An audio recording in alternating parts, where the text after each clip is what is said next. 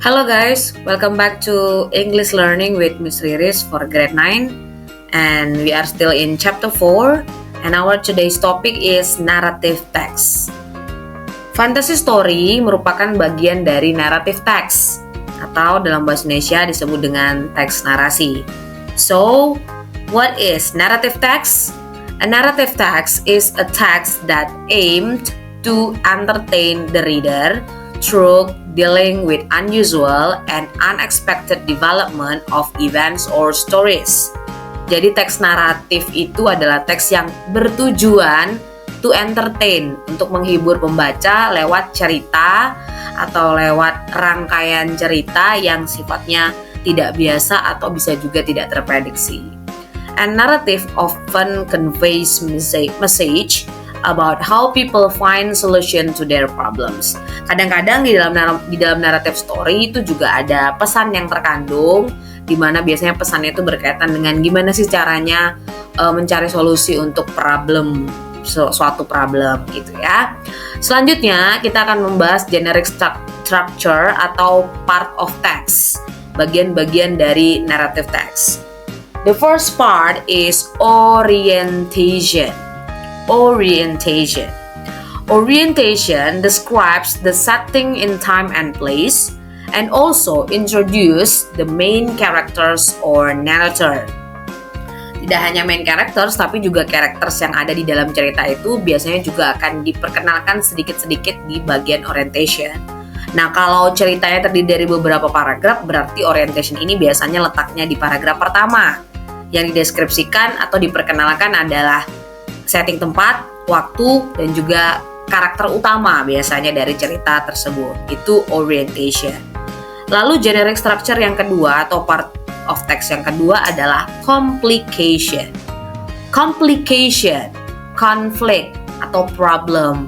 Udah pasti di bagian ini akan didescribe a sequence of events that may begin in a usual manner but then change to include events that are unusual or problematic. Jadi intinya part ini isinya adalah problem atau konflik yang dihadapi oleh characters atau the main characters of the story. Nah, di dalam part ini juga characters may express their reaction. Jadi paragraf selanjutnya biasanya sudah mulai ada konflik atau problem yang dihadapi oleh tokoh dalam cerita. The next part of the text is resolution. Resolution deals with the attempts to solve or overcome the problem.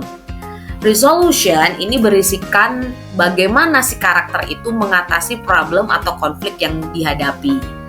Nah, ini muncul setelah konflik dijabarkan, kemudian terjadi konflik dalam cerita, lalu ada resolutionnya dari konflik tersebut. Urutannya bisa konflik, resolution, konflik dulu semuanya, lalu ada resolution di akhir. Atau dibuat juga fluktuatif, complication, resolution, kemudian ada complication kedua, resolution 2 lagi, lalu ada complication lagi, lalu resolution lagi, juga bisa saja terjadi seperti itu. Tapi yang jelas urutannya setelah complication adalah resolution. Dan part terakhir dari narrative text adalah coda. Coda atau ada juga beberapa literatur yang menyebutkan reorientation. Nah, part ini adalah optional atau boleh ada boleh tidak di dalam sebuah narrative text. Dan biasanya isinya adalah penjelasan tentang overall evaluation of the events. Atau bisa juga state how the characters have changed or what has been learned. Atau biasa dikenal dengan moral of the story. Jadi pembelajaran apa sih yang didapatkan dari problem dan resolusi yang dihadapi oleh karakter. Nah, keempat generic structure ini wajib ada kecuali coda di dalam sebuah narrative text. Jadi yang pertama tadi ada orientation, lalu yang kedua ada complication, yang ketiga ada resolution, dan yang terakhir yang optional ada coda atau reorientation atau kita kenal dengan moral of the story.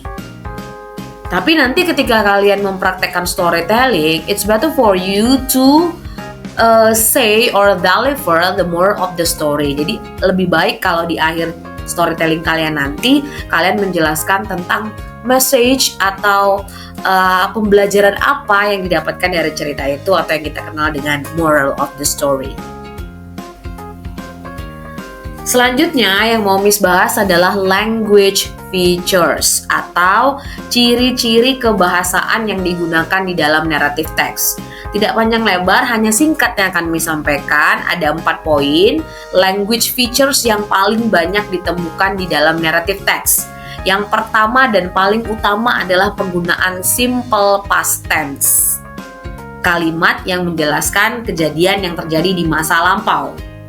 Ini sangat penting untuk dipahami karena di dalam sebuah narrative story atau narrative text itu ceritanya biasanya take place-nya itu di waktu yang sudah berlalu atau di zaman dahulu kala. Nah, kemudian selain itu ada direct dan indirect speech, kalimat langsung dan kalimat tak langsung di dalam sebuah narrative text. Sudah Miss jelaskan ya di pertemuan sebelumnya direct and indirect speech itu yang seperti apa. Lalu berikutnya ada adverb of time, ini yang paling sering ditemukan. Walaupun ada juga adverb of place, adverb of situation, adverb of manner juga ada. Tapi misalnya ambil yang paling sering ditemukan ya, yaitu adverb of time. Contohnya penggunaan kosakata once upon a time, lalu ada kata one day, the next day, in the morning. Nah seperti itu adverb of time. Dan yang terakhir adalah specific noun, kata-kata benda yang digunakan untuk cerita-cerita yang merupakan cerita narasi. Contohnya misalnya kalau ceritanya tentang kerajaan berarti nanti specific noun-nya ada the king, the queen, the kingdom, and etc. Ya, berikut ini contoh penggunaan adverb of time dan juga di situ ada specific noun di dalam narrative text. Nah, di sini ada kalimat once upon a time in a faraway land there lived a beautiful princess named Lily. She lived in a grand magical castle. Nah, di sini ada once upon a time. Lalu ada in a very faraway land, itu keterangan tempat. Lalu diperkenalkanlah juga tokoh utamanya yaitu beautiful princess named Lily.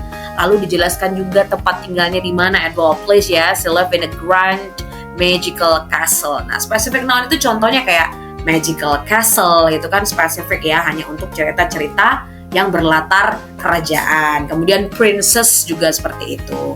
Nah, inilah contoh penggunaan language feature dalam kalimat yang ada dalam narrative text.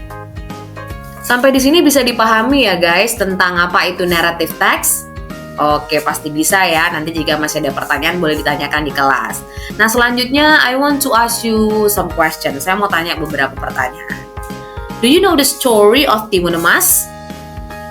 Tentu ya, sudah tahu semua. It is a well-known story from Indonesia. Ini ada typo sedikit ya, harusnya a well-known story from Indonesia. Timun Emas.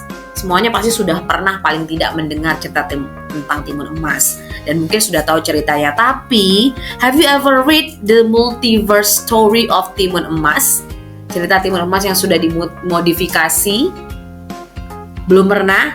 Nah, tugas kalian adalah silakan baca cerita tersebut, ada di buku paket kalian. Nanti akan Miss jelaskan di halaman berapa dan juga bagian mana saja yang harus dibaca. Silakan dipersiapkan dengan membaca cerita tersebut terlebih dahulu. Ya, kalian bisa membuka buku paket kalian di halaman 186, 186 sampai dengan 196. Sampai dengan halaman 196, di situ ada cerita The Multiverse Story of Timun Emas part 1 dan part 2. Silakan dibaca dulu sebelum kita ketemu di kelas ya. So, thank you for watching this video and see you at on-site class. Bye-bye.